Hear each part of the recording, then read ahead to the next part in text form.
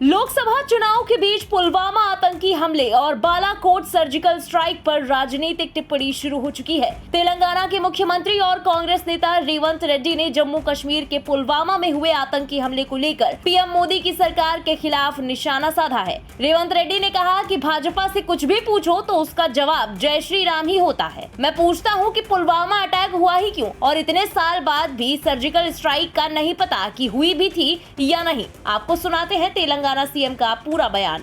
तो मेरे तरफ से सीधा सीधा मैं जवाब देना चाहता हूं, क्योंकि भारतीय जनता पार्टी हर बार राजनीति में कुछ फायदा उठाने के लिए कोशिश कर रहा है। बात साफ है कि अगर प्राइम मिनिस्टर डिस्क्रिशन, गुजरात तो वेल डेवलप्ड स्टेट है, क्यों बुलेट ट्रेन दिए, क्यों साबरमती रिवर फ्रंट दिए, क्यों गिफ्ट सिटी दिए, इसका मतलब जो कुर्सी में बैठा हुआ है वो सब सारे लेकर जा रहा है।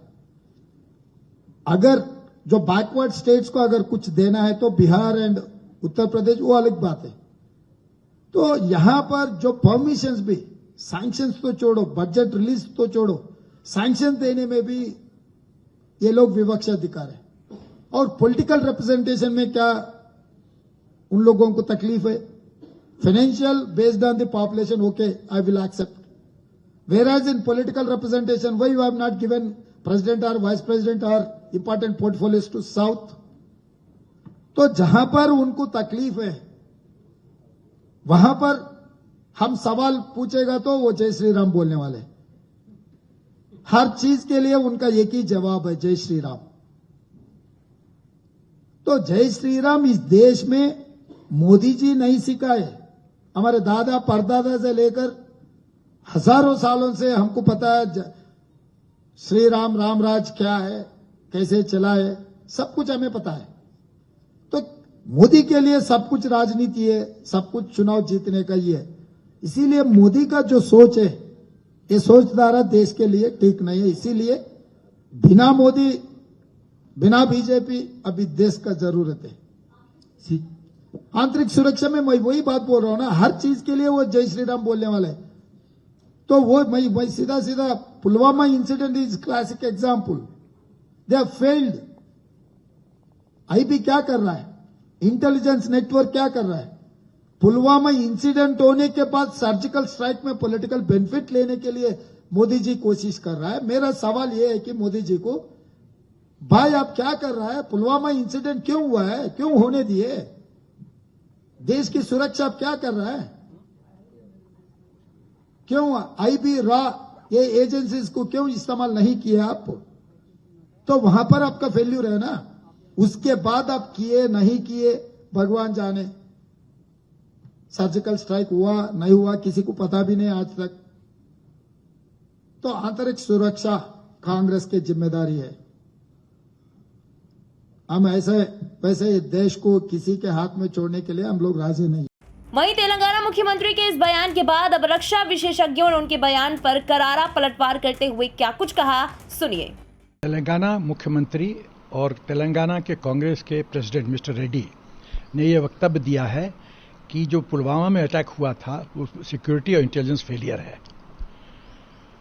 दूसरी बात, उन्होंने कहा कि पता नहीं पुलवामा अटैक उसके बाद जो सर्जिकल स्ट्राइक वगैरह हुआ, कुछ हुआ भी नहीं, कुछ हुआ कि नहीं हुआ कहा नहीं जा सकता। अब पहले इनका मुद्दा समझिए। मुद्दा इनका है कि फेक नैरेटिव, एक झूठ प्रपंच फैलाओ और लोगों को, वोटर्स को गुमराह कर दो। तो दूसरी बात, ये जानते हैं कि काबिलियत में मिस्टर मोदी के सामने खड़े नहीं हो सकते, तो क्या करो? यहां के कौन से लोग हैं जो प्रभावित हो सकते हैं? तो पाकिस्तान को खुश करो और यहां के मुसलमानों का वोट लो। चाइना के साथ एमओयू साइन करो और चाइना से फंडिंग लो, और चाइना यहाँ के लेफ्टिस्ट को बोलेगा कि कांग्रेस को सपोर्ट करो। ये गेम प्लान है।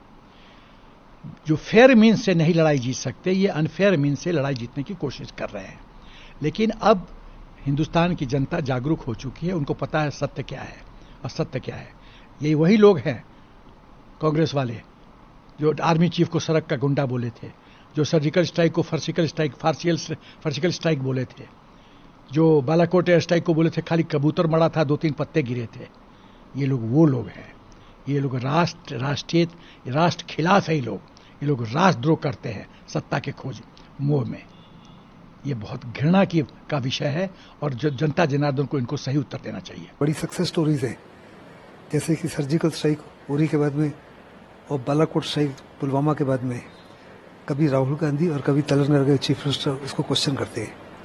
अक्सर ऑपोजिशन जो है अपनी फौज की कामयाबी से कब घबराई हुई है, उनको साफ तौर पर नजर आता है कि ये इस माफी की स्ट्राइक हुई नहीं, जबकि इसके सब हर प्रकार के प्रूफ भी सरकार दे चुकी है। और पाकिस्तान बड़ा खुश होता है जब हिंदुस्तान के लीडर्स इस माफी की बातचीत करते हैं।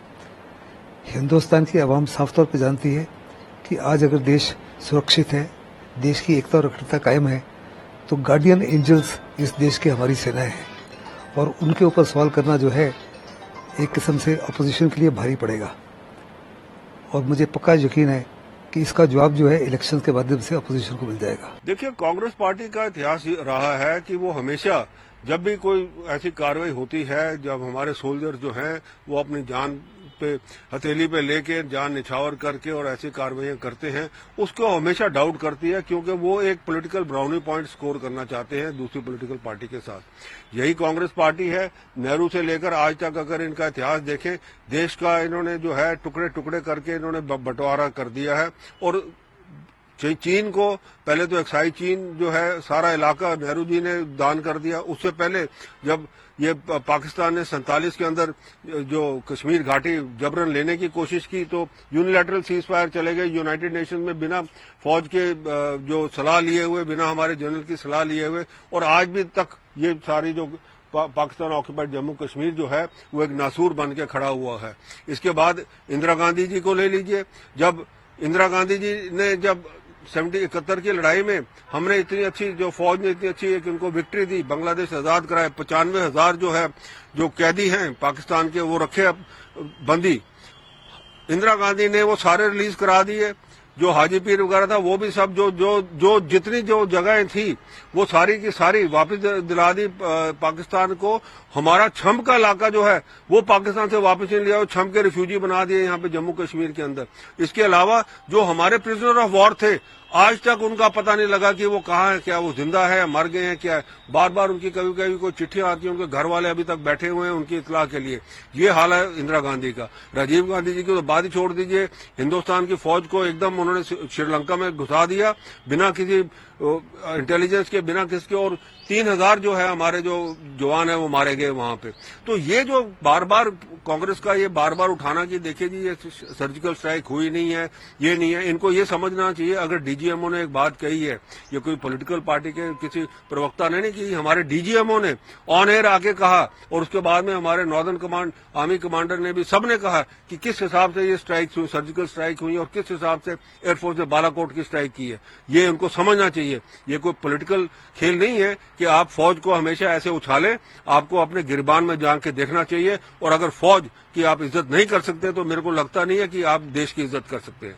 बताते चले कि 14 फरवरी साल 2019 में जम्मू कश्मीर के पुलवामा में आतंकियों ने सीआरपीएफ के काफिले पर आत्मघाती हमला किया था। इस हमले में सीआरपीएफ के 40 जवान शहीद हो गए थे। वहीं भारतीय वायुसेना के लड़ाकू विमानों ने बालाकोट में आतंकियों के कैंप को निशाना बनाया था। हालांकि कांग्रेस और कई विपक्षी दल इसको लेकर सवाल खड़े करते आए हैं। गौरतलब है कि लोकसभा चुनाव 2024 चौथे चरण में प्रवेश कर चुका है। वहीं इस बीच एक बार फिर राजनीतिक चर्चा पुलवामा आतंकवादी हमले और बालाकोट सर्जिकल स्ट्राइक की ओर मुड़ गई है। ऐसे में देखना होगा कि इसका चुनावी नतीजों पर क्या कुछ असर देखने को मिलता है। ब्यूरो रिपोर्ट, इंडिया पब्लिक खबर। इस पूरी खबर पर आपका क्या कहना है कमेंट में लिखकर जरूर बताएं। देश और दुनिया की बाकी खबरों के लिए सब्सक्राइब करें इंडिया पब्लिक खबर के यूट्यूब चैनल को और बेल आइकन दबाएं ताकि चैनल से जुड़ी सारी लेटेस्ट अपडेट्स आप तक वक्त से पहुंच पाए।